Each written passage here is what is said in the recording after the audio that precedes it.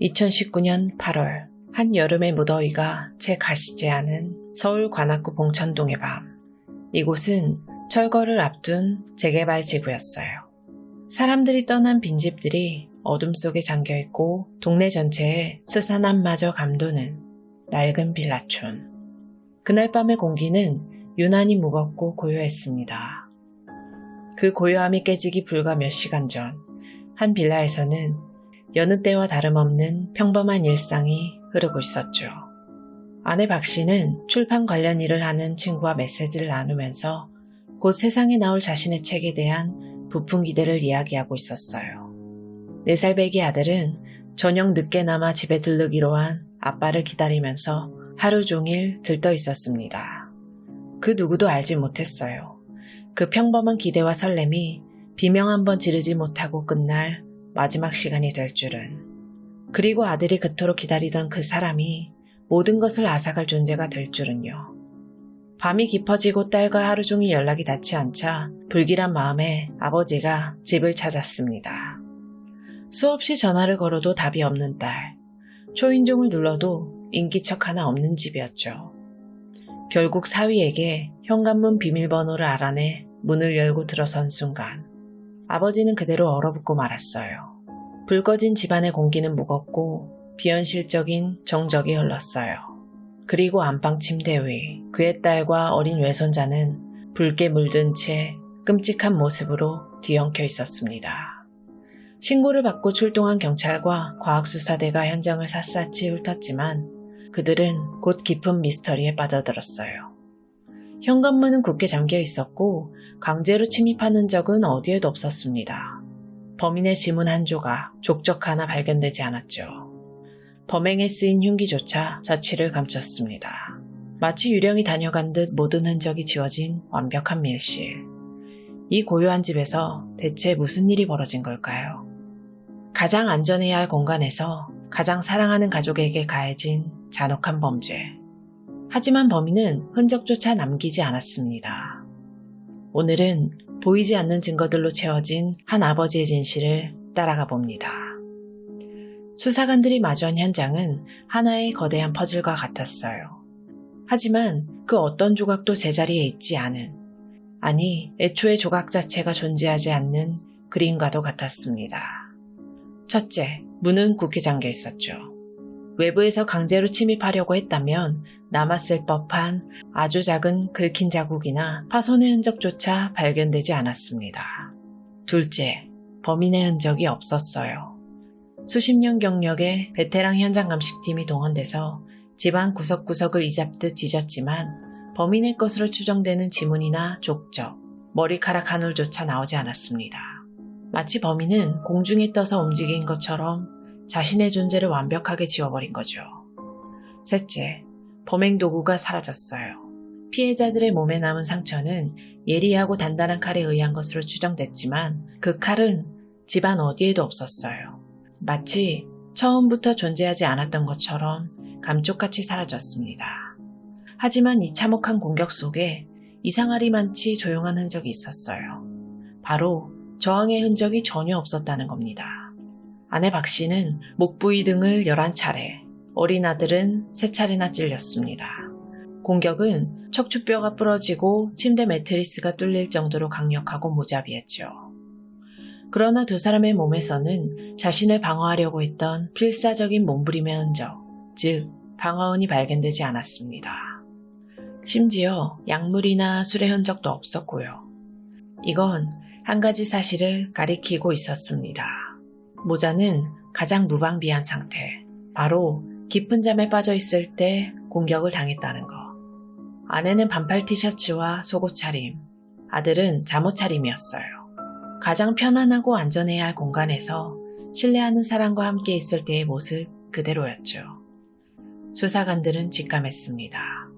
이 범죄는 낯선 외부인이 아닌 피해자들이 아무런 경계심 없이 문을 열어주거나 집 비밀번호를 알고 있는 면식범의 소행이라는 것을요. 범인은 피해자들을 향해 모순된 감정을 드러내고 있었습니다. 아내에게 가해진 11번의 공격은 목적 달성을 넘어선 과도한 살상, 즉 오버킬의 형태를 띠면서 깊은 원한과 분노를 표출하고 있었어요. 반면 아들의 얼굴 위에는 베개가 살포시 덮여 있었습니다. 이는 범죄 심리학에서 종종 피해자의 얼굴을 차마 마주보지 못하는 범인의 죄책감 혹은 미안함의 표현으로 해석되죠. 분노와 죄책감이 기이한 공존, 범인은 피해자들과 매우 복잡하고 개인적인 관계로 얽혀있는 인물일 가능성이 커졌습니다. 외부인의 침입 가능성은 거의 제로에 가까웠어요. 그렇다면 남는 사람은 단 한 명. 수사망은 결국 한 사람을 향해 좁혀지기 시작했습니다. 그날 밤 사망 추정 시각에 그 집에 머물렀던 유일한 사람이자 문을 열고 들어올 수 있었던 단 한 명의 그림자. 남편이자 아빠인 도혜가 조영학이었습니다.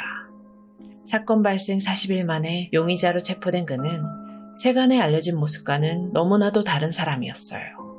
10년 넘게 활발히 활동하면서 여러 차례 매스컴에도 소개된 촉망받는 도혜가 그의 작품 세계를 얘기하던 차분하고 내성적인 예술가의 얼굴.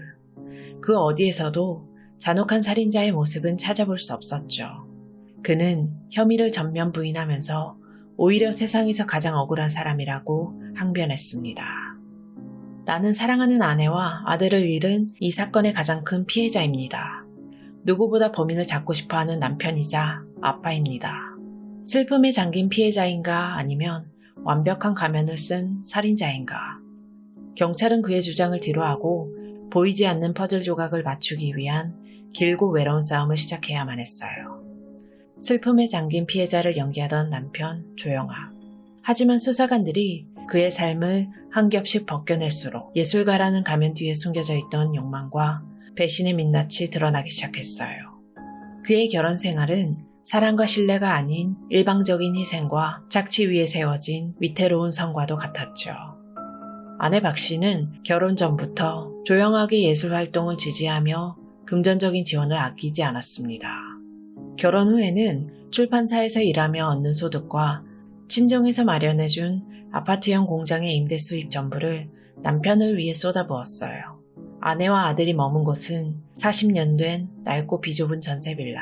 하지만 남편의 예술 세계가 펼쳐지는 공방은 수억 원의 대출로 마련한 78평짜리 신식 오피스텔이었습니다. 아내는 아들의 태권도 학원비를 고민하면서도 남편에게는 공방 운영비와 재료비, 수입차 할부금은 물론 안마의자와 고가의 캐시미어 코트, 심지어 모발 이식 수술 비용까지 지원했습니다. 하지만 이 기형적인 관계는 아내의 희생이 한계에 부딪히면서 균열이 가기 시작했어요. 사건 발생 10개월 전, 더 이상 생활고를 감당할 수 없게 된 아내는 남편에게 금전 지원 중단을 선언하면서 진심 어린 손편지를 건넸습니다.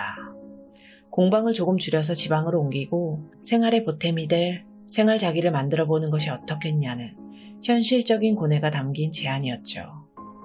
예술가로서 자신을 지지해주던 아내의 그 제안은 조영학에게 비수처럼 꽂혔습니다. 그는 아내의 편지를 자신의 예술 세계에 대한 모독이자 자신을 향한 무시로 받아들인 거죠. 그리고 그는 아내에게 장문의 문자 메시지로 자신의 분노를 남김없이 쏟아냈어요. 결론은 돈이네. 내가 만든 작품들을 인테리어 소품 정도로 생각한다니. 지금까지 했던 말들은 다 거짓이었네. 당신은 날 아직 하나도 모르고 이해하는 척하지만 하나도 이해 못해. 지금까지 했던 모든 것들을 물거품 만들려고 하는 당신이 싫다. 이유는 이런 거고 더 구질구질하게 이혼하기 싫으니까 내일이라도 당장 법원 가서 합의 이혼 신청하고 끝내자. 그의 삶은 철저한 이중생활 그 자체였습니다.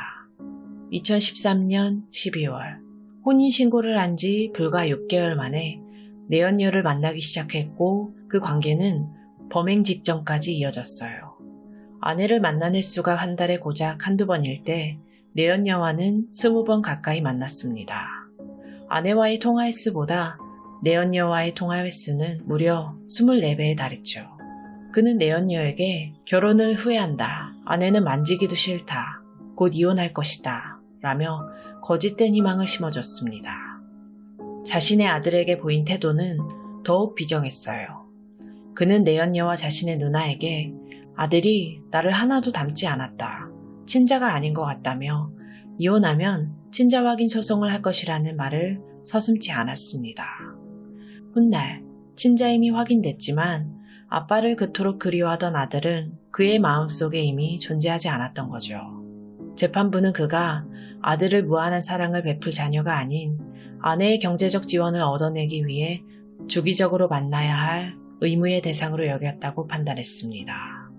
그렇게 위태롭던 그의 삶을 벼랑 끝으로 내몬 것은 결국 돈이었어요.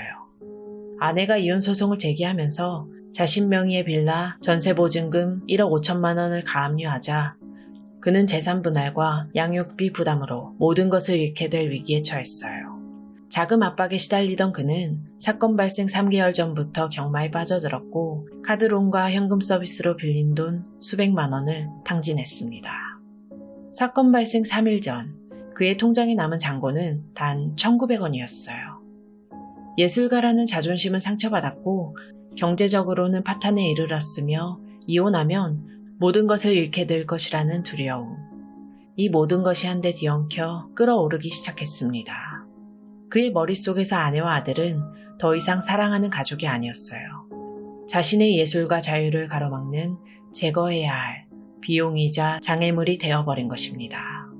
과학은 거짓말하지 않죠. 동기가 명확해졌지만 이제는 입증의 시간이었습니다.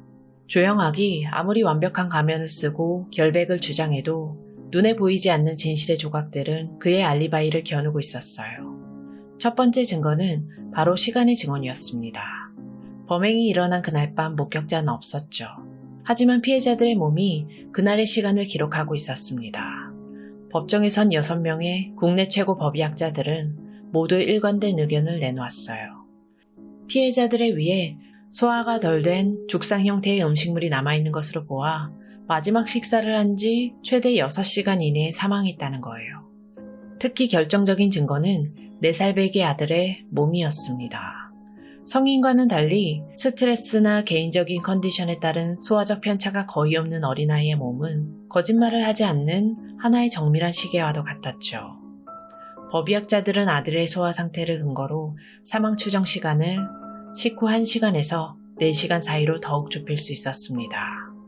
피해자들은 조영학이 도착하기 전인 밤 9시 이전에 저녁 식사를 마쳤어요.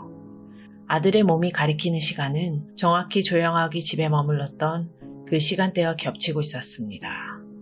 이것이 바로 이 사건의 진실을 여는 첫 번째 열쇠였죠. 두 번째 증거는 잠들지 않은 자의 기록이었습니다. 조영학은 줄곧 밤 10시부터 아내, 아들과 함께 잠이 들었다고 주장했어요. 하지만 그의 스마트폰은 다른 이야기를 하고 있었습니다. 그가 깊은 잠에 빠져 있었다고 주장한 밤 11시 55분. 그의 폰에서는 4분 동안 경마 앱이 실행된 기록이 발견됐어요. 주말 경주 정보가 업데이트되는 그 시간에 그는 뭔가를 검색하고 있었던 겁니다. 수사관의 추궁에 그는 터무니없는 변명을 늘어놨죠. 아내가 내 폰을 봤을 것이다. 내가 목류병이 있는 것 같다. 라면서 말이죠. 하지만 아내는 그의 폰 패턴 암호를 알지 못했고 아이콘만 봐서는 알기 어려운 경마 앱을 굳이 실행했다는 것도 상식 밖의 주장이었습니다.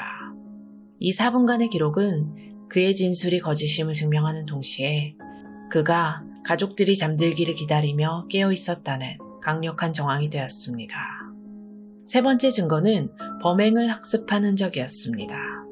사건 발생 불과 일주일 전 조영학은 자신의 노트북으로 영화 진범을 다운로드해서 시청했어요. 이 영화에는 놀라울 정도로 이번 사건과 닮아있는 장면들이 등장합니다. 범인이 흉기와 피 묻은 옷을 감추는 방식, 피해자의 얼굴을 수건으로 덮는 모습, 그리고 결정적으로 피해자의 휴대폰을 침대 밑에 숨겨서 범행 발각을 늦추는 장면까지. 실제 현장에서 사라진 칼, 아들의 얼굴을 덮고 있던 베개, 그리고 침대 매트리스 사이 깊숙한 곳에서 발견된 아내의 휴대폰은 이것이 단순한 우연이 아님을 말해주고 있었죠. 그뿐만이 아니었어요. 그는 경찰의 과학수사 기법을 상세히 다룬 TV 프로그램 도시경찰도 시청했습니다. 루미노 혈흔 반응, DNA 채취법, 미세 증거물 확보 방법 등 마치 범죄 수사관의 동선을 미리 읽고 자신의 흔적을 지워나가는 방법을 학습이라도 한 것처럼 보였습니다. 네 번째 증거는 양손잡이의 흔적이었어요.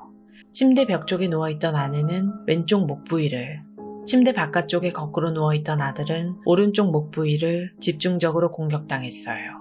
상처의 방향과 위치를 분석한 전문가는 범인이 양손을 모두 사용하는 사람일 가능성이 높다고 추정했습니다. 조영학은 본래 왼손잡이였지만 도예가로서 양손을 자유자재로 사용하는 사람이었죠. 그의 유튜브 채널 영상에는 오른손으로 섬세한 도예 작업을 하는 모습이 고스란히 남아 있었습니다. 다섯 번째 증거는 범행 후의 기이한 의식이었습니다. 아내와 아들이 싸늘한 주검으로 발견된 바로 다음 날, 그의 하루는 슬픔과는 거리가 멀었어요. 그의 차를 본 이웃 주민은 평소와 달리 그날 밤 블랙박스의 불빛이 꺼져 있었다고 증언했습니다. 그리고 다음날 오전 11시 39분, 그는 주유소에 들러 세차를 합니다. 오후 12시 14분, 미용실에서 머리를 자르죠. 오후 1시 2분, 헬스장에 가서는 운동도 하지 않은 채 40분간 샤워만 하고 나왔어요.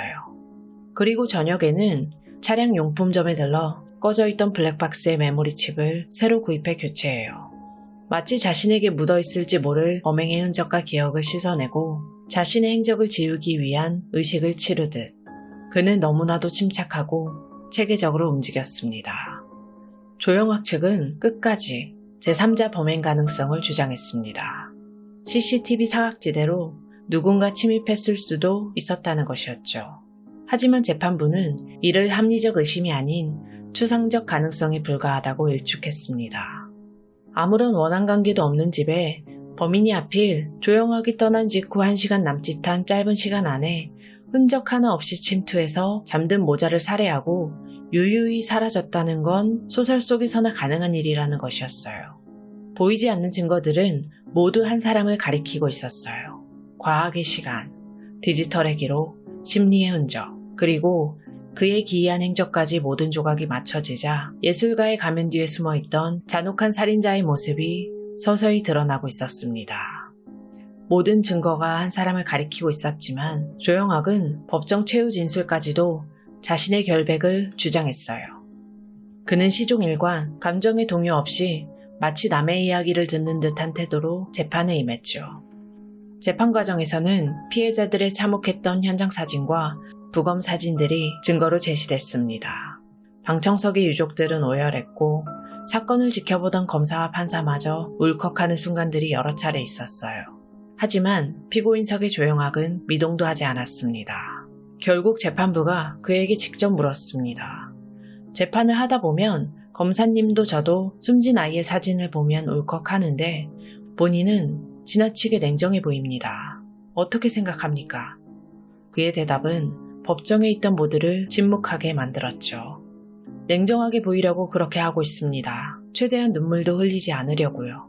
슬픔을 억누르는 피해자의 모습이 아니었습니다. 그는 자신이 어떻게 보여야 하는지를 철저히 계산하고 연기하고 있었던 거예요. 예술가라는 가면 뒤에 숨겨져 있던 그의 마지막 얼굴은 감정이 없는 차가운 괴물의 모습이었습니다. 2021년 4월 15일 대법원은 조영학에게 무기징역을 선고한 원심을 최종 확정했습니다. 이 판결은 한국 사법 역사에 중요한 족적을 남겼죠. 직접 증거가 단 하나도 없는 살인사건에서 수많은 간접 증거들의 논리적 연결만으로도 피고인의 유죄를 합리적 의심의 여지 없이 증명할 수 있음을 보여준 겁니다.